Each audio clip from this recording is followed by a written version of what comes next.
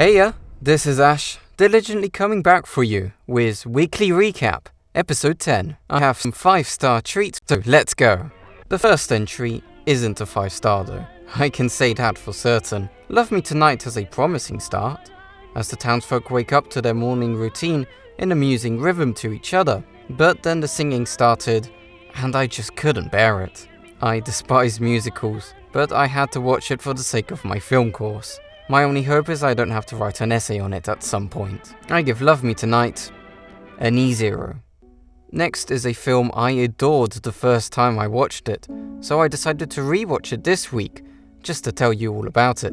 Stay has to be among the most overlooked masterpieces of the 21st century. The editing is simply exquisite, with hands down the best transitions I've ever seen. This film manages to craft such a seamless flow to its scenes, powered by gorgeous cinematography, an enchantingly trippy plot, an insane attention to detail, and the phenomenal performances by McGregor and Gosling, especially Gosling. Climaxing with an incredibly hard-hitting ending, as the mystery is solved in the most cathartic way possible. I haven't watched any of Mark Forster's other films because they all seem so dissimilar to Stay and haven't exactly gotten incredible reviews. So I do wish he does another film like this, as it's simply one of the best films I've ever seen. While I tend to be spoiler-free in my reviews, I have to be extra careful with this one, as the only way to experience properly all it has to offer is by going in completely blind. Trust me, you won't regret it. I'm so happy I loved it even more this time, as I'm honestly dying to watch it again, right away, just to become utterly entranced once more by its absolutely perfect utilization of every single element of filmmaking that's on display here with unabashed confidence. I give Stay an A5 star. Going back to the Tarantino marathon I started last week, though first is a Robert Rodriguez movie. Planet Terror is the first half of the Grindhouse project he and Tarantino did together, and I definitely think this is the superior film, because this was just pure fun from start to finish. The comedy is fantastic, with cheesy dialogue that perfectly complements the insane special effects. Rodriguez has such a brilliant style, as he really excels at pushing a low budget to the extreme, harnessing objectively bad B-movie tropes and making them his own with hilarious consequences. Yet everything Rodriguez does right with Planet Terror, Tarantino does wrong with Death Proof. It is by far the worst film he has ever made. I'm so sad this counts as one of his 10 films, because it's just such a disaster. The car mayhem scenes are fantastic, with some really beautiful deaths that at least acted as an oasis in this never-ending desert of boredom, which instead of sand is populated with a plethora of scenes that can only be described as the epitome of pointless. The plot literally resets halfway through, changing the entire cast, so that the setup for the previous characters ends up being a complete waste of time. Not that it matters, since every character is so incredibly unlikable anyway. At least Kurt Russell is great, as his fourth wall breaks did make me laugh, but my goodness did I hate having to watch this film. I give Planet Terror a C4+, Death Proof an E1. And now to wash away the awful taste left by the worst Tarantino film, is my favourite Tarantino film, Kill Bill.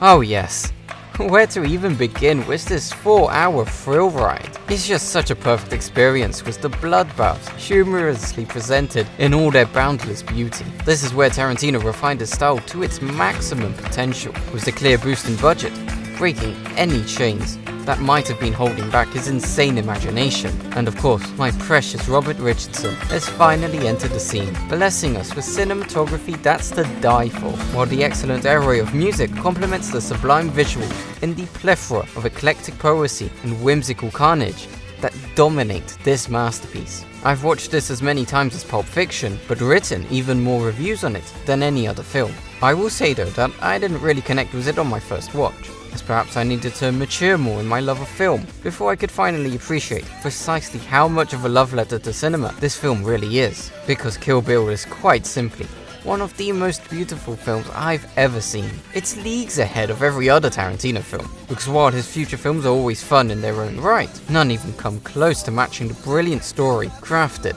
in these 4 hours. The writing, editing, music and cinematography all combined flawlessly to craft a visual audio poem of revenge across cultures and genres. Tarantino has never been ashamed of his inspirations, from the westerns of Hollywood to the French New Wave, all the way to the anime of Japan and the martial arts of China. But here he displays them in full force, in a perfect amalgamation of styles that blends into its own unique artifact, once injected with Tarantino's own unreplicable flair. This film is a masterclass how to stimulate every single sense in the human body, from the incredible dialogue and perfect editing to the heart-pumping action and heart-wrenching performances, all the way to the visual treats of Richardson's gorgeous cinematography and Tarantino's fantastic ear for a killer soundtrack. I've said this before, and I'll say it again, because while Tarantino's crafted many masterpieces during his surprisingly short career, Kill Bill is without a doubt his single, defining magnum opus. I give Kill Bill Volume 1 and Volume 2 an A5 star. Right, what did you think of our reviews? Do you like Kill Bill as much as us? Do you also agree that Stay is an underrated masterpiece? Let us know down in the comments and subscribe to not miss out on more weekly recaps.